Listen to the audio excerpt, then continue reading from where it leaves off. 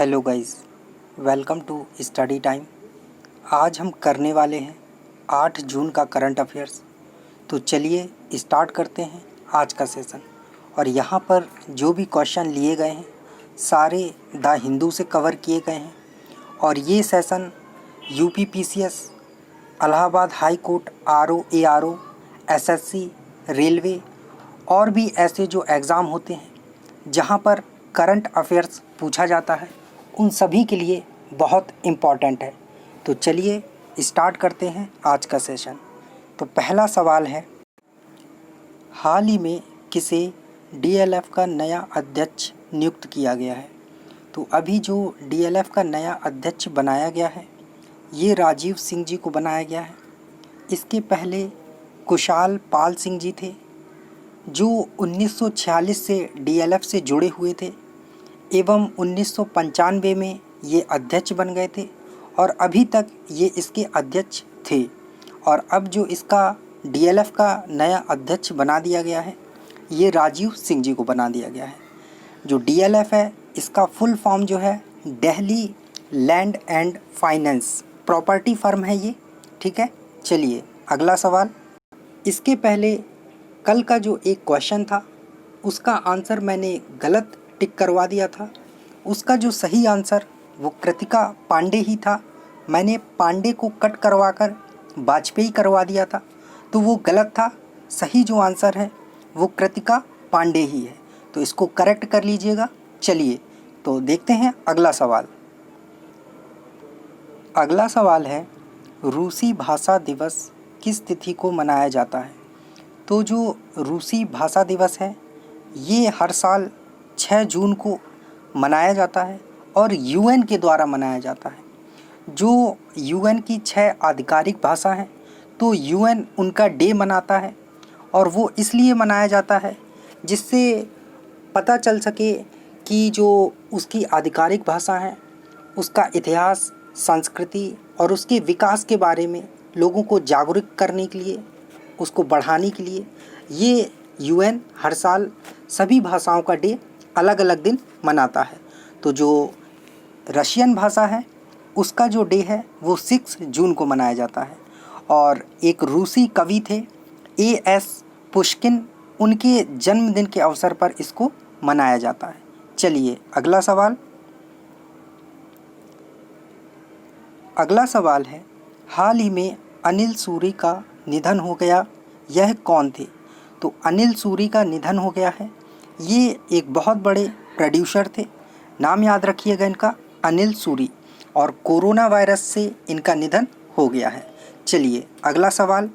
तो जो अगला सवाल है, हाल ही में safe online learning in the times of कोविड-19 किसने लॉन्च की है? तो ये जो बुकलेट है ये लॉन्च की गई है मानव संसाधन विकास मंत्रालय द्वारा और इनके जो मंत्री हैं उन्होंने इसे लॉन्च किया है। तो आप कमेंट करके बताइए कि जो मानव संसाधन विकास मंत्री हैं ये कौन है। और ये एक इन्फॉर्मेशन बुकलेट है और बच्चों एवं युवाओं के ऑनलाइन स्टडी में ध्यान रखने के लिए, उन्हें सुरक्षित रखने के लिए इसे लॉन्च किया गया है। और एनसीईआरटी एवं यूनेस्को ने मिलकर इस बुकलेट को बनाया है जिससे बच्चे जो भी ऑनलाइन स्टडी कर रहे हैं तो उसमें इंटरनेट जो सर्फिंग करनी है वो सुरक्षित रहे। चलिए अगला सवाल। अगला सवाल है, कतकारी ट्राइब मुख्य रूप से किस राज्य में पाई जाती है? तो जो कतकारी ट्राइब है या इसको काटकारी ट्राइब पढ़ेंगे तो ये जो है मुख्य रूप से महाराष्ट्र में पाई जाती है। इसके अलावा ये एमपी, छत्तीसगढ़, झारखंड में भी पाई जाती है, लेकिन जो मुख्य है वो महाराष्ट्र में ही पाई जाती है। चलिए बात करते हैं महाराष्ट्र की। तो ये स्टेट बना था 26 जनवरी 1950। Capital Mumbai, number of district 36, governor Bhagat Singh Koshyari ji, chief minister Uddhav Thackeray ji हैं। लोकसभा की यहाँ पर 48 सीट है और राज्यसभा की 19 सीट है। चलिए और बात करें यहाँ पर जो नेशनल पार्क और वाइल्ड लाइफ सेंचुरीज़ हैं। तो यहाँ पर जो इम्पॉर्टेंट है, Chandoli national park, Gugamal national park, Navegaon national park, Pench national park, Sanjay Gandhi national park, Tadoba national park. तो ये कुछ इम्पॉर्टेंट नेशनल पार्क हैं महाराष्ट्र के। तो करंट अफेयर के साथ साथ जो स्टैटिक जीके होता है वहाँ का, वो भी ध्यान रखिएगा। एग्ज़ाम में अक्सर ऐसे क्वेश्चन पूछ लिए जाते हैं। और जो ये पंच नेशनल पार्क है, ये महाराष्ट्र और मध्य प्रदेश दोनों के बॉर्डर में है और दोनों इसे क्लेम करते हैं कि ये हमारे यहाँ पर है। तो आधा मध्य प्रदेश में है और आधा महाराष्ट्र में है। चलिए अगला सवाल, सेकातकार कमेटी किस कार्य के लिए बनाई गई थी? तो जो सेकातकार कमेटी है ये बनाई गई थी मिलिट्री रिफॉर्म्स के लिए। तो याद रखिएगा, मिलिट्री रिफॉर्म के लिए जो सेकातकार कमेटी है ये बनाई गई थी और इसकी अध्यक्षता डीबी सेकातकार कर रहे थे।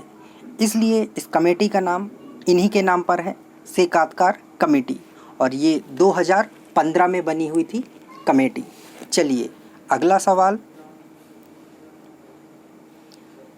सवाल है WHO की डिप्टी डायरेक्टर जनरल कौन है?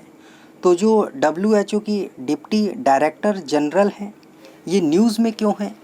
क्योंकि इन्होंने अभी बोला है कि भारत अगर चाहे तो जो HCQ है, हाइड्रोक्लोरोक्विन दवा, इसका परीक्षण कोरोना वायरस की वैक्सीन बनाने के लिए लगातार कर सकता है।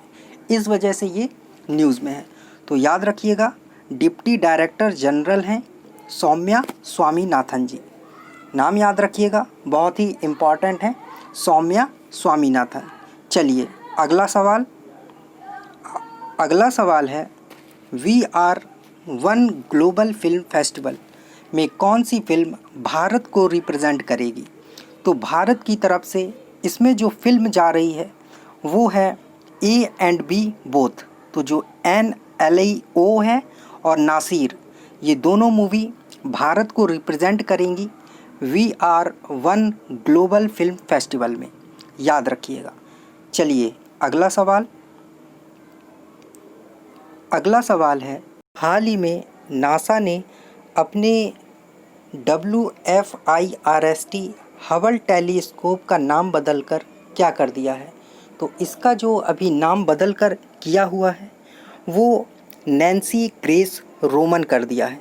तो याद रखिएगा, काफ़ी इम्पॉर्टेंट क्वेश्चन है, नैन्सी ग्रेस रोमन, और ये नासा के फर्स्ट चीफ एस्ट्रोनॉमर थे। इनके नाम पर इसको अब कर दिया गया है, जो कि इनका नाम है नैन्सी ग्रेस रोमन। ठीक है, याद रखिएगा, इनका नाम काफ़ी इम्पॉर्टेंट पर्सन है। अगला सवाल है, हाल ही में किसे जोमेटो का को फाउंडर बनाया गया है? तो अभी जो जोमेटो का को फाउंडर बनाया गया है ये मोहित गुप्ता जी को बना दिया गया है, और ये जो हैं वो जोमेटो के CEO थे और इन्हें अब इसका को फाउंडर बना दिया गया है। तो याद रखिएगा, इनका नाम मोहित गुप्ता। चलिए अगला सवाल है, हाल ही में किसे ड्रग रेगुलेटरी सिस्टम कमेटी का अध्यक्ष बनाया गया है? तो अभी एक कमेटी बनाई गई है ड्रग रेगुलेटरी सिस्टम, जिससे कि जो भी ड्रग की दवाएं हैं, ड्रग्स में जो दवाएं आती हैं या फिर जो सर्जिकल उपकरण हैं या जो भी चीज़ें हैं, उन सभी को रेगुलेट करना कि कोई ज़्यादा रेट पे तो नहीं जा रही है, किसी की स्टॉकिंग तो नहीं की जा रही है, स्टॉक कर लिया जाए और उसको फिर ब्लैक में बेचा जाए। तो इस सब के लिए ये ड्रग रेगुलेटरी सिस्टम कमेटी बनी हुई है और इसका जो अध्यक्ष बनाया गया है ये बनाया गया है राजेश भूषण जी को। याद रखिएगा, इनका नाम राजेश भूषण। कोरोना वायरस की वजह से जान ही रहे हैं कि हेल्थ में जो भी कमेटी बनाई जा रही है हेल्थ केयर के लिए और जो भी कदम उठाए जा रहे हैं कोरोना वायरस से लड़ने के लिए, उनमें से क्वेश्चन बन सकता है एग्ज़ाम के लिए। तो याद रखिएगा, इनका नाम राजेश भूषण जी। चलिए अगला सवाल है, खीर भवानी मेला किस राज्य में आयोजित किया जाता है? तो जो खीर भवानी मेला है ये आयोजित किया जाता है जम्मू एंड कश्मीर में। ये एक टेम्पल का नाम है और वहीं पर मेला लगता है, इस वजह से ये फेमस है खीर भवानी मेला नाम से। और यहाँ पर जो कश्मीरी पंडित हैं वो इसको सेलिब्रेट करते हैं। तो याद रखिएगा, खीर भवानी मेला जम्मू एंड कश्मीर। और खीर भवानी एक टेम्पल का नाम है जो कि जम्मू एंड कश्मीर में है, श्रीनगर ज़िले में। ठीक है, श्रीनगर के पास। चलिए, सो थैंक यू गाइस, ये था हमारा आज का करंट अफेयर्स सेशन। और अगर अभी तक आपने चैनल को सब्सक्राइब नहीं किया है तो चैनल को सब्सक्राइब कर लें। यहाँ पर आपको डेली करंट अफेयर्स एवं इसके साथ साथ सरकारी नौकरी से संबंधित सारी अपडेट आपको समय समय पर मिलती रहती हैं। और करंट अफेयर्स की PDF के लिए आप हमारा टेलीग्राम चैनल ज्वाइन कर सकते हैं, daily the Hindu current affairs. तो चलिए अब बात करते हैं लास्ट वीडियो के आंसर की। तो लास्ट वीडियो में जो आपसे क्वेश्चन पूछा गया था कि हाइड्रो इलेक्ट्रिसिटी प्रोजेक्ट, जो इटालियन हाइड्रो इलेक्ट्रिसिटी प्रोजेक्ट है, ये किस राज्य में है? तो ये अरुणाचल प्रदेश में है, याद रखिएगा। और आज का जो क्वेश्चन ऑफ द डे है ये है आपके लिए कि बताइए बाफ्टा का नया अध्यक्ष किसे नियुक्त किया गया है? तो कमेंट सेक्शन में इसका आंसर दें।